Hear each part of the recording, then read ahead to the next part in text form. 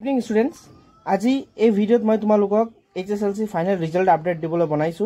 যেহেতু তোমালোকে শুনিছা এটা সৰু ক্লিপ আমাৰ এডুকেশ্যন মিনিষ্টাৰ আমাৰ পেগু ছাৰে এটা সৰু ক্লিপত কৈছে যে ইণ্টাৰভিউ ক্লিপত তেখেতে কৈছে যে এপ্ৰিল মাহৰ ভিতৰতে তোমালোকৰ ফাইনেল ৰিজাল্টটো দিয়া হ'ব।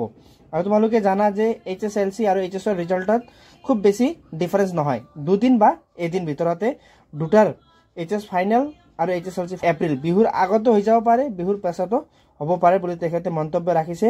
আৰু এবাৰ তোমালোকক ক্লিয়াৰ মই ক্লিপটো আৰু এবাৰ অডিঅ' শুনাই আছো তোমালোকে, আৰু তোমালোকে নিশ্চয় পঢ়িবা যে ইয়াৰ পাছত যে এপ্ৰিল মাহৰ ভিতৰতে তোমালোকৰ ৰিজাল্টটো দিয়া প্ৰায় খাটাং হৈছে।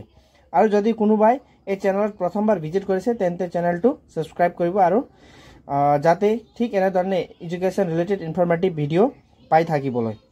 Thank U.